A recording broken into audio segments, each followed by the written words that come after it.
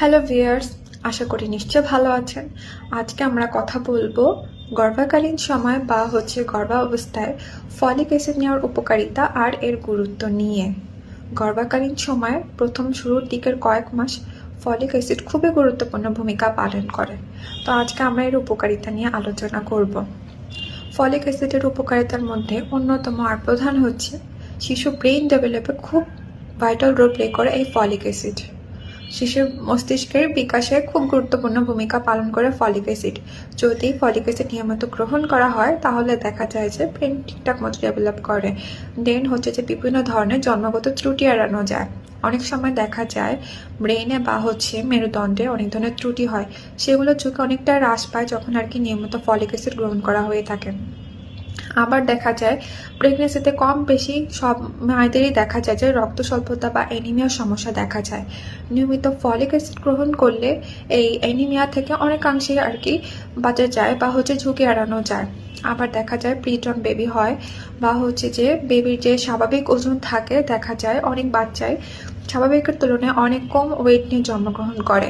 পরবর্তীতে নানাবিধ ধরনের রোগ থাকে এবং অনেকাংশে দেখা যায় যে অনেক বাচ্চা মারা পর্যন্ত যেতে পারে। নিয়মিত ফলিক অ্যাসিড গ্রহণ করলে এই ঝুঁকি এড়ানো যায়। আবার দেখা যায় যে অনেকের এক্সপেক্টেড যে ডেট থাকে ডেলিভারির, সেটার অনেক আগে যে বেবি ডেলিভারি হয়ে যায়। পরবর্তীতে মা আর বেবি দুজনের অনেক ধরনের কমপ্লিকেশন হয়, অনেক সময় দুজনেই মারা যেতে পারে। সেই ঝুঁকিও অনেকটা এড়ানো সম্ভব এই ফলিক অ্যাসিড নিয়মিত গ্রহণ করলে। আবার যে প্লাসেন্টা থাকে, যেটা থেকে মা আর বেবির মধ্যে নিয়মিত পুষ্টির আদান প্রদান ঘটে, সেটার ডেভেলপের জন্য ফলিক অ্যাসিড খুব ভাইটাল রোল প্লে করে।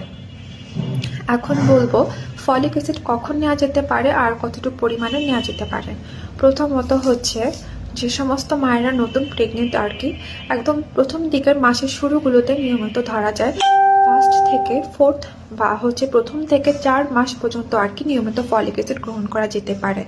আবার অনেকে যারা আছেন বেবি নেওয়ার প্ল্যান করছেন রিসেন্টলি, তারা 1 মাস আগে থেকে ফলিক অ্যাসিড নিয়মিত গ্রহণ করা শুরু করে দিতে পারেন।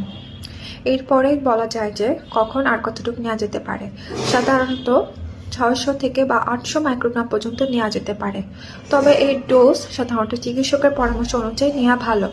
নিজে নিজে থেকে আসলে ডোজ কখনোই চেঞ্জ করা উচিত না, কারণ আপনার বডি ওয়েট বা শরীরের কন্ডিশন দেখে চিকিৎসক বলতে পারবে।